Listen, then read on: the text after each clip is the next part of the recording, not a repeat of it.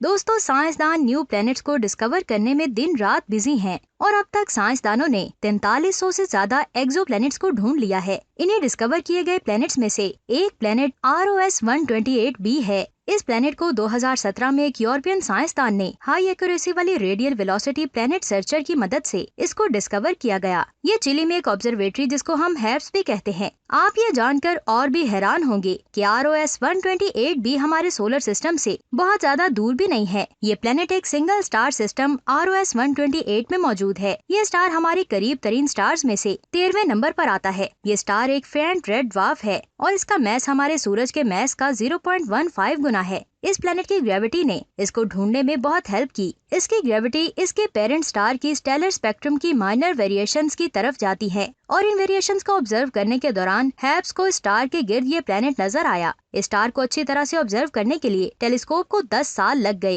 ये एफर्ट आखिरकार ROS-128b की शक्ल में फ्रूटफुल साबित हुई, जो हमारे बहुत ज्यादा करीबी जमीन की तरह का एक दूसरा एक्सोप्लैनेट बना। इस प्लैनेट का हमारी जमीन से फासला सिर्फ 11 लाइट ईयर्स का है और ये विर्गो कॉन्स्टेलेशन में मौजूद है। इसके अलावा साइंसदान इस बात का दावा करते हैं कि इस प्लैनेट पर दूसरे एक्सोप्लैनेट्स की निस्बत लाइफ की पॉसिबिलिटी ज्यादा है। साइंसदानों के मुताबिक इसके स्टार का टेम्परेचर भी दूसरे स्टार्स की निस्बत काफी कम है। प्लैनेट ROS-128b को अपने स्टार के गिर्द अपना एक ऑर्बिट मुकम्मल करने में 10 दिन लगते हैं और ये अपने स्टार के हैबिटेबल जोन में मौजूद है, जबकि इसके स्टार ROS-128 का फोटोस्फेयर और इसकी लिमिनोसिटी कदरे कम है। इसको एक earth like type of planet के तौर पर भी क्लासिफाई किया गया है। इसके अलावा ROS-128b उन हैबिटेबल प्लैनेट्स में से एक है जो बहुत ज्यादा हैबिटेबल होने का दावा करता है। 2018 में की गई रिसर्च ने इस बात को कंफर्म कर दिया है कि इस प्लैनेट पर ऐसा एटमॉस्फेयर है जो लाइफ के बहुत बेहतर है। अब हम एक और एक्सोप्लैनेट की बात करते हैं जो बिल्कुल हमारी जमीन के जैसे प्लैनेट की लिस्ट में शुमार किया जाता है। ये प्लैनेट भी हमारे बहुत ज्यादा करीब मौजूद है। इसका नाम ग्लीज 667cc है। आप ये जानकर बहुत ज्यादा हैरान होंगे कि ये प्लैनेट 3 स्टार्स वाले सोलर सिस्टम में मौजूद है, यानी इस प्लैनेट के 3 सूरज है। इस सिस्टम का नाम ग्लीज 667 है। ये स्कॉर्पियस कॉन्स्टेलेशन में मौजूद है।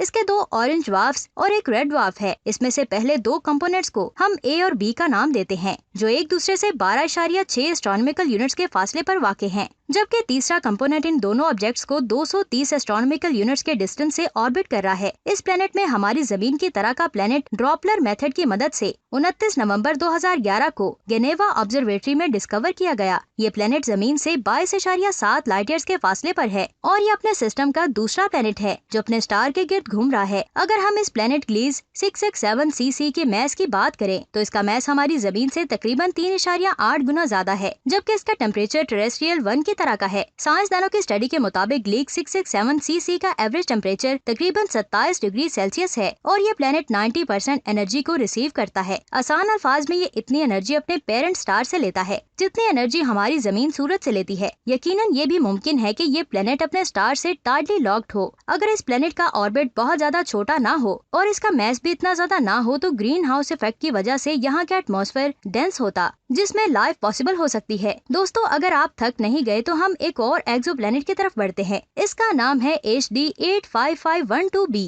ये एक एक्सोप्लैनेट है जो वेलर नामी कॉन्स्टेलेशन में एक ऑरेंज ड्वार्फ HD 85512 को ऑर्बिट करता है और इसका स्टार एक सिंगल K टाइप के मेन सीक्वेंस का स्टार है जिसका मैस हमारे सूरज के मैस से 0.69 गुना ज्यादा है। अगर हम इस स्टार की एज की बात करें तो इसकी एज 5.6 बिलियन साल से भी ज्यादा है। इस ढूंढे गए एक्सोप्लैनेट का हमारी जमीन से डिस्टेंस 36 लाइट ईयर्स है। इसका मैस हमारी जमीन के मैस से 3.6 गुना ज्यादा है और ये प्लैनेट भी अपने स्टार के हैबिटेबल जोन वाले प्लैनेट्स में से सबसे छोटा प्लैनेट भी हो सकता है। इस प्लैनेट को हाब्स टेलीस्कोप की मदद से अगस्त 2011 में डिस्कवर किया गया था। साइंसदानों की स्टडी के मुताबिक हो सकता है कि इसके सरफेस का टेम्परेचर 25 डिग्री सेल्सियस हो। अगर इस प्लैनेट का एटमॉस्फेयर हमारी जमीन के एटमॉस्फेयर से मिलता जुलता हुआ तो इसके सरफेस का टेम्परेचर 78 सेल्सियस डिग्री तक होना चाहिए। ये भी हो सकता है कि इस प्लैनेट पर लिक्विड शक्ल में पानी हो। इसी वजह से कुछ अरसे के लिए ये भी माना जाता रहा है कि ये वो जगह हो सकती है जहां जिंदगी को डिस्कवर किया जाएगा। इस प्लैनेट के अलावा स्पेस में और भी ऐसे प्लैनेट्स हैं जो हमारे प्लैनेट के काफी ज्यादा करीब हैं। उनके अपने यूनिक फीचर्स हैं और हो सकता है कि उनमें से से बहुत से प्लैनेट्स पर मुख्तलिफ किस्म की लाइफ हो। अब हम अगले एक्सोप्लैनेट की बात करते हैं, जिसका नाम TOI 700d है। ये प्लैनेट सच में एक तवज्जो करने के काबिल है। इसको टेस्ट टेलीस्कोप की मदद से एक्सप्लोर किया गया था। ये प्लैनेट जमीन के साइज से मिलता जुलता पहला प्लैनेट है जो अपने स्टार के हैबिटेबल जोन में है। ये अपने पेरेंट स्टार TOI 700 को ऑर्बिट करता है, जो एक रेड ड्वार्फ है और ये हमारे सूरज से 100 लाइट ईयर्स दूर है। इस स्टार के ऑर्बिट में 3 स्टार्स हैं, जिनमें से एक TOI 700b है, जो इसके गिर्द अपना ऑर्बिट 37.4 डेज में कंप्लीट करता है। इस प्लेनेट का ऑर्बिट अपने स्टार के हैबिटेबल जोन के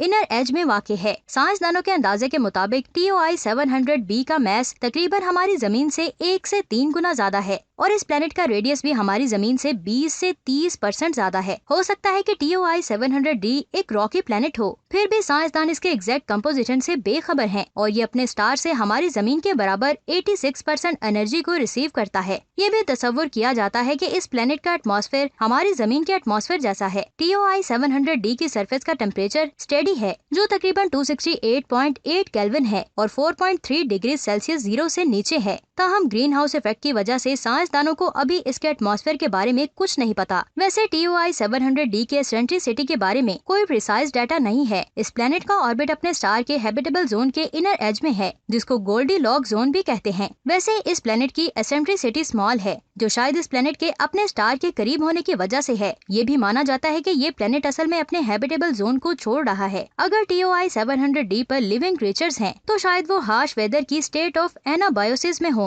अगर ऐसा हुआ तो फिर TOI 700d से हासिल होने वाले डाटा से हम किसी नतीजे पर नहीं पहुंच सकते। ये भी हो सकता है कि यहाँ लिक्विड वाटर हो। अगर ऐसा हुआ तो यहाँ पर ग्रीन हाउस इफेक्ट भी होगा, जिससे सरफेस का टेम्परेचर काफी फेवरेबल होगा। ये प्लेनेट भी दूसरे हैबिटेबल प्लेनेट्स की तरह अपने स्टार से टाइटली लॉक्ड है। अगर ऐसा हुआ तो इसकी सनी साइड और डार्क साइड के टेम्परेचर में बहुत फर्क होगा। इस कंट्रास्ट को डेंस एटमॉस्फेयर लेवल कर सकता है, फिर इसकी वजह से पावरफुल हरिकेन विंड्स आएंगी। तो दोस्तों, आपको क्या लगता है कि साइंसदान जिस तरह के प्लैनेट्स ढूंढ रहे हैं जो हमारी जमीन की तरह लगते हैं, क्या इससे ये साबित होता है कि हमारी कायनात में किसी न किसी प्लैनेट पर लाइफ पॉसिबल हो? नीचे कमेंट्स करके जरूर बताएं। अगर वीडियो अच्छी लगी तो इसको लाइक एंड शेयर जरूर करें और ऐसी अमेजिंग वीडियोस को देखने के लिए हमारे चैनल इफ टीवी को सब्सक्राइब करके बेल आइकन को जरूर प्रेस करें। अपना बहुत सारा ख्याल रखें। खुदा हाफिज।